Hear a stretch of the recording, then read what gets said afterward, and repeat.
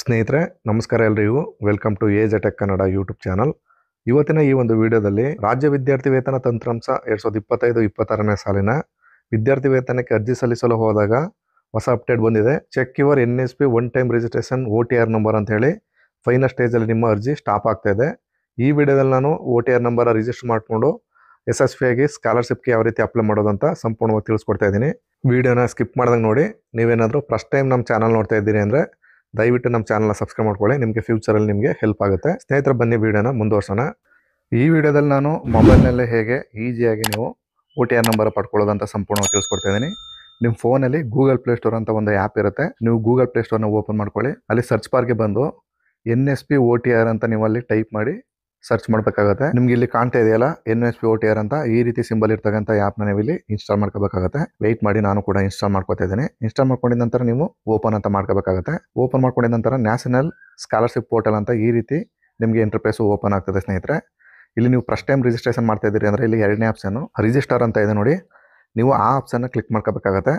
Click ಮಾಡ್ಕೊಂಡಿದ ನಂತರ ನಿಮಗೆ next page ನಿಮಗೆ ಈ ರೀತಿ ಓಪನ್ ಆಗ್ತದೆ. ಇಲ್ಲಿ ನಿಮಗೆ 4 ಸ್ಟೆಪ್ಗಳು ಬರುತ್ತೆ. ಮೊದಲನೇದು ಬಂದು ಗೈಡ್ಲೈನ್ಸ್, ಎರಡನೇದು ರಿಜಿಸ್ಟರ್ ಮೊಬೈಲ್ ನಂಬರು, ಮೂರನೇದು KYC, ನಾಲ್ಕನೇದು ಫಿನಿಶ್ ಅಂತ ಬರುತ್ತೆ. ಕೆಳಗಡೆ 2 ಕನ್ಸಲ್ಟ್ ಬಾಕ್ಸ್ ಇದೆ, ಕೆಳಗಡೆ ಬಂದು ಅದನ್ನು ಟಿಕ್ ಮಾಡಿ ನೆಕ್ಸ್ಟ್ ಅಂತ ಮಾಡಿ. ನಂತರ ನಿಮಗೆ ಈ ರೀತಿ ನೆಕ್ಸ್ಟ್ ಪೇಜ್ ಓಪನ್ ಆಗ್ತದೆ. ಇಲ್ಲಿ ಮೊದಲಿಗೆ ನಿಮ್ಮ ಫೋನ್ ನಂಬರ್ನ ಕೊಟ್ಟು ನೀವು ಇಲ್ಲಿ ರಿಜಿಸ್ಟ್ರೇಷನ್ ಮಾಡಬೇಕಾಗುತ್ತೆ. ಅಲ್ಲಿ ಫೋನ್ ನಂಬರ್ ಅನ್ನೋ ಕಾಲಮ್ಗೆ ನಿಮ್ಮ ಫೋನ್ ನಂಬರ್ನ ಟೈಪ್ ಮಾಡಿ ಅಲ್ಲಿ ಪಕ್ಕದಲ್ಲಿ ಸೆಂಡ್ OTP ಅಂತ ಆಪ್ಷನ್ ಇದೆ ನೋಡಿ, ಅದನ್ನು ಕ್ಲಿಕ್ ಮಾಡಬೇಕಾಗುತ್ತೆ. ಅದಾದ ನಂತರ ನಿಮ್ಮ ಕೊಟ್ಟಿರ್ತಕ್ಕಂಥ ಮೊಬೈಲ್ಗೆ ಒಂದು OTP ಬರುತ್ತೆ. ಆ OTPನ ಆ ಬಾಕ್ಸಲ್ಲಿ ಹಾಕಿ ಮತ್ತೆ ನೀವು ಕೆಳಗಡೆ ಇಲ್ಲಿ ಒಂದು ಕ್ಯಾಪ್ಸ ಕಾಣುತ್ತೆ, ಆ ಕ್ಯಾಪ್ಸನ್ನು ಫಿಲ್ ಮಾಡಬೇಕಾಗುತ್ತೆ. ಕ್ಯಾಪ್ಸ ಫಿಲ್ ಮಾಡಿದ ನಂತರ ಮತ್ತೆ ನೀವು ಕೆಳಗಡೆ ಬಂದು ವೆರಿಫೈ ಅಂತ ಕ್ಲಿಕ್ ಮಾಡಬೇಕಾಗುತ್ತೆ. ಅದಾದ ನಂತರ ನೆಕ್ಸ್ಟ್ ಪೇಜು ಮತ್ತೆ ಈ ರೀತಿ KYC ಅಂತ ಓಪನ್ ಆಗ್ತದೆ. ಇಲ್ಲಿ I have A Aadhaar number ಅಂತ ಕೇಳುತ್ತೆ. ಇಲ್ಲಿ ನೀವು ನಿಮ್ಮ ಆಧಾರ್ ನಂಬರ್ನ ಆ ಬಾಕ್ಸಲ್ಲಿ ಹಾಕಬೇಕಾಗ್ತದೆ. ಹಾಕಿ ನೀವು ಇಲ್ಲಿ ನೆಕ್ಸ್ಟ್ ಅಂತ ಮಾಡ್ತು ಅಂದರೆ ನಿಮ್ಗೆ ಈ ರೀತಿ ಒಂದು ಕನ್ಸಲ್ಟ್ ಬಾಕ್ಸ್ ಬರುತ್ತೆ. ಇಲ್ಲಿ ಕೆಳಗಡೆ ಬಂದು ಐ ಅಗ್ರಿ ಅಂತ ನೀವು ಕ್ಲಿಕ್ ಮಾಡಿ. ಅದಾದ ನಂತರ ನಿಮ್ಮ ಮೊಬೈಲಲ್ಲಿ ಎಲ್ಲ ಪರ್ಮಿಷನ್ ಕೂಡ ಇಲ್ಲಿ ಅಲೋ ಅಂತ ಕೇಳುತ್ತೆ, ಅಲೋ ಅಂತ ಮಾಡಿ. ನಂತರ ನಿಮಗೆ ಫ್ರಂಟ್ದು ಕ್ಯಾಮ್ರಾ ಈ ರೀತಿ ತೆರ್ಕೊಳ್ಳುತ್ತೆ. ಇವಾಗ ನೀವು ಇನ್ನು ಫೋಟೋನ ಇಲ್ಲಿ ಸೆರೆ ಹಿಡಿಬೇಕಾಗುತ್ತೆ. ಸೆರೆ ಹಿಡಿದ ನಂತರ ಫೋಟೋ ಆಟೋಮೆಟಿಕ್ಕಾಗಿ ಅಪ್ಲೋಡ್ ಆಗಿ ನಿಮ್ಗೆ ಈ ರೀತಿ ಒಂದು ಕನ್ಫರ್ಮೇಷನ್ ಕೂಡ ಬರುತ್ತೆ. NPCI mapper status your bank account is seeded to Aadhaar NPCI mapper ಅಂದರೆ ನಿಮ್ಮ ಅಕೌಂಟ್ಗೆ DBT ಲಿಂಕ್ ಆಗಿದೆ ಅಂತ ಅರ್ಥ. ಯಾವ ಬ್ಯಾಂಕ್ ಕೂಡ ಲಿಂಕ್ ಆಗಿದೆ ಅನ್ನೋ ಬ್ಯಾಂಕ್ ಡೀಟೇಲ್ಸ್ನು ಕೂಡ ಅಲ್ಲಿ ತೋರಿಸುತ್ತೆ. ನೀವು ಈ ಪಾಪಪ್ನ ಓಕೆ ಅಂತ ಮಾಡಿ. ಅದಾದ ನಂತರ ನೆಕ್ಸ್ಟ್ ಪೇಜಲ್ಲಿ ನಿಮ್ಮ ಫೋಟೋ ಹಾಗೆ ನಿಮ್ಮ ಹೆಸರು, ಡೇಟ್ ಆಫ್ ಬರ್ತು, ನಿಮ್ಮ ಅಡ್ರೆಸ್ಸು ಕೂಡ ಅಲ್ಲಿ ಶೋ ಆಗ್ತಾಯಿದೆ.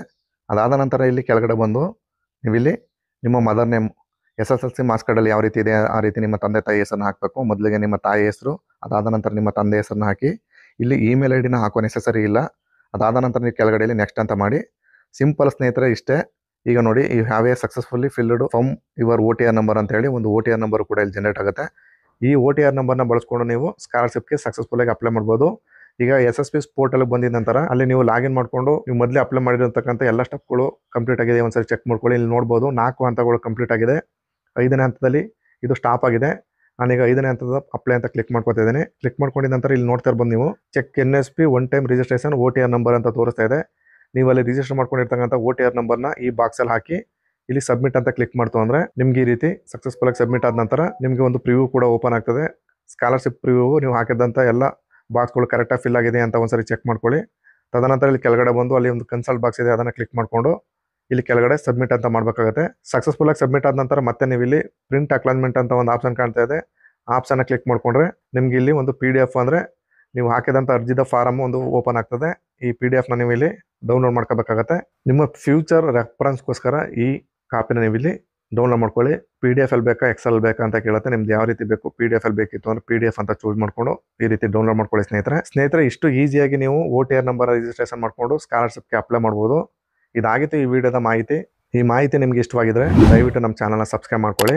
ಎಜ್ ಟೆಕ್ ಕನ್ನಡ ಯೂಟ್ಯೂಬ್ ಚಾನಲ್ ಅಂತ. ಇಲ್ಲಿ ತನಕ ವಿಡಿಯೋ ನೋಡಿದ್ದಕ್ಕೆ ಎಲ್ಲರಿಗೂ ಧನ್ಯವಾದಗಳು. ನಮಸ್ಕಾರ.